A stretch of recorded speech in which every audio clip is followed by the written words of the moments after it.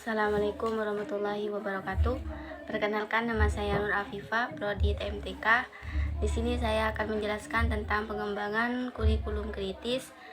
Kurikulum kritis sendiri yaitu pendekatan pembelajaran yang berfokus pada pengembangan keterampilan berpikir kritis, dan kemampuan siswa untuk menganalisis dan mengambil tindakan terhadap masalah sosial dan lingkungan.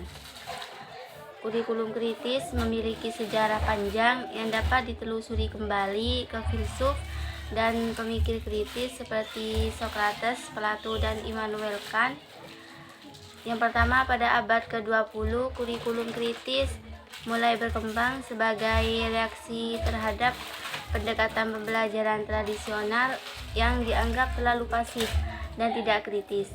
Para pendukung kurikulum kritis berpendapat bahwa siswa perlu dilatih untuk berpikir secara kritis terhadap dunia di sekitar mereka dan mengambil tindakan untuk membuat perubahan. Salah satu tokoh penting dalam perkembangan kurikulum kritis adalah Paulo Freire, yaitu seorang pendidik dan aktivitas sosial Brazil.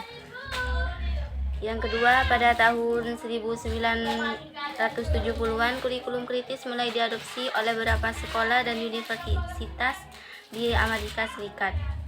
Yang ketiga, pada tahun 1980-an, kurikulum kritis mulai menyebar ke negara-negara lain di seluruh dunia. Selanjutnya, perbedaan antara kurikulum kritis dan pendekatan tradisional. Yang pertama, kurikulum kritis memiliki beberapa perbedaan utama dengan pendekatan pembelajaran tradisional, yaitu pertama, fokus. Berarti kurikulum kritis berfokus pada pengembangan keterampilan berpikir kritis dan kemampuan untuk menganalisis dan mengambil tindakan terhadap masalah sosial dan lingkungan. Pendekatan pembelajaran tradisional di sisi lain seringkali berfokus pada transmisi pengetahuan dan keterampilan. Yang kedua, peran siswa dalam kurikulum kritis, yaitu siswa dipandang sebagai agen aktif dalam pembelajaran mereka, dan siswa didorong untuk mengajukan pertanyaan, berpikir kritis, dan mengambil tindakan dalam pendekatan pembelajaran tradisional. Dan juga siswa seringkali dipandang sebagai penerima pasif pengetahuan dan keterampilan. Selanjutnya, peran guru dalam kurikulum kritis, yaitu guru berperan sebagai fasilitator dan mentor. Guru membantu siswa mengembangkan keterampilan berpikir kritis dan mengambil tindakan dalam pendekatan pembelajaran tradisional. Guru seringkali berperan sebagai sumber pengetahuan dan juga keterampilan. Yang selanjutnya, prinsip pengembangan kurikulum kritis.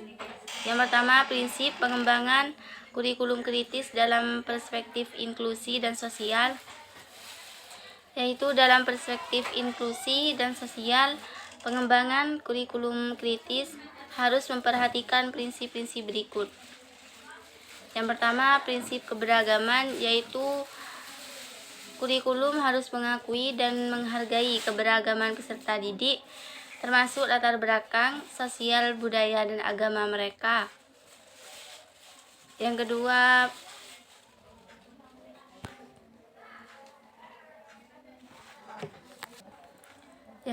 prinsip keadilan, yang berarti kurikulum harus menegakkan keadilan dan kesetaraan bagi semua peserta didik tanpa memandang latar belakang mereka.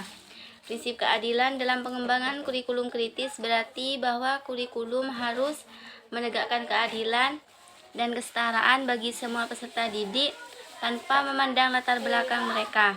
Hal ini penting untuk dilakukan agar semua peserta didik memiliki kesempatan yang sama untuk mencapai kesuksesan.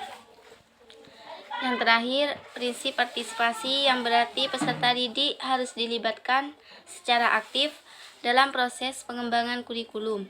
Prinsip partisipasi dalam pengembangan kurikulum kritis berarti bahwa peserta didik harus dilibatkan secara aktif dalam proses pengembangan kurikulum.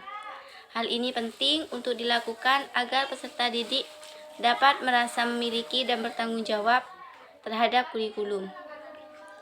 Selanjutnya, pengembangan kurikulum kritis, interdisiplin dan konteks. Yang pertama, konteks lokal. Yang pertama, interdisiplin, yaitu pendekatan pembelajaran yang menggabungkan berbagai disiplin ilmu untuk mempelajari suatu masalah atau fenomena. Pendekatan ini dapat membantu siswa untuk mengembangkan kemampuan berpikir kritis yang komprehensif. Kemampuan berpikir kritis yang komprehensif adalah kemampuan berpikir kritis yang tidak hanya terbatas pada satu disiplin ilmu, tetapi juga mencakup berbagai disiplin ilmu. Yang kedua, konteks lokal, yaitu adalah realitas yang dihadapi siswa di lingkungannya. Konteks lokal dapat berupa budaya, tradisi, atau masalah sosial. Konteks lokal perlu dipertimbangkan dalam pengembangan kurikulum kritis. Siswa perlu memahami bagaimana konsep-konsep yang dipelajari dalam kurikulum yang dapat diterapkan dalam kehidupan sehari-hari.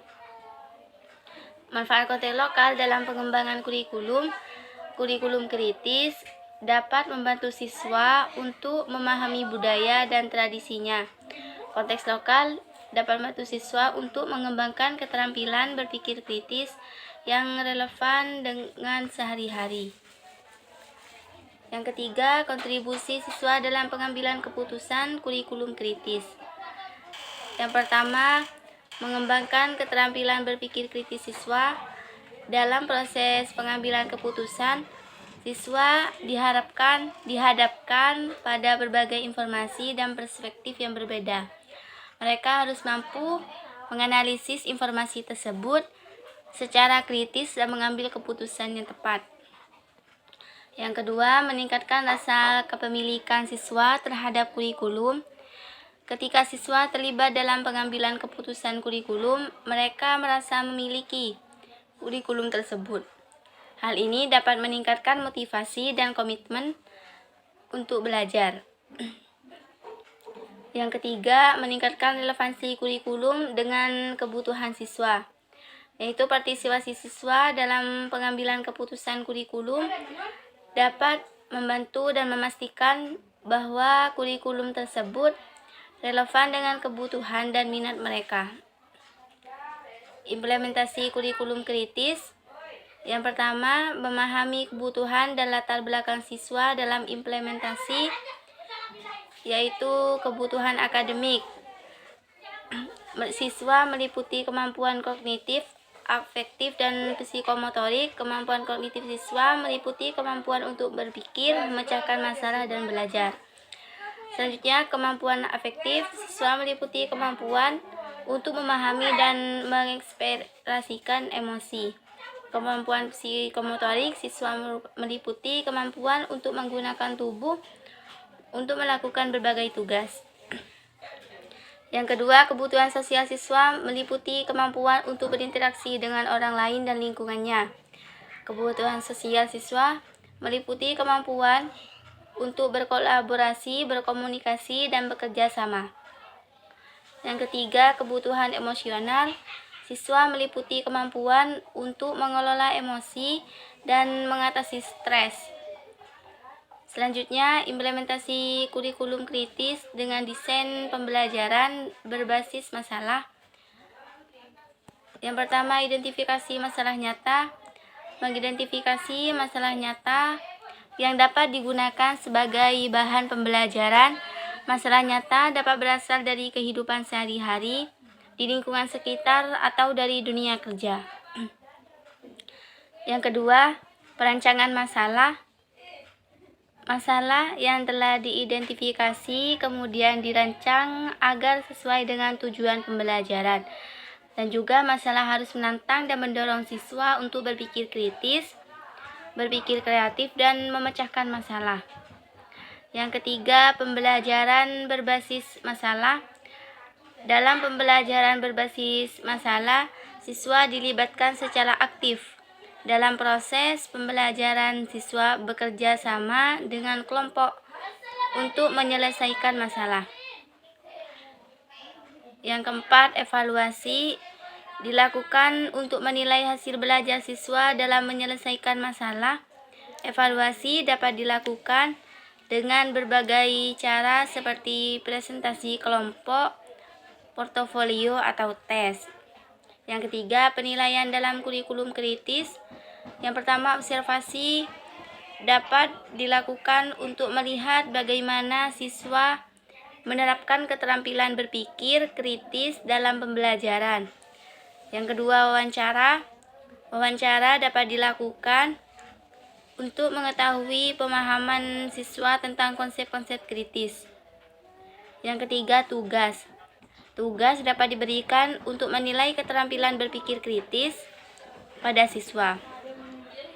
Yang keempat, peran guru dalam pendekatan kurikulum kritis.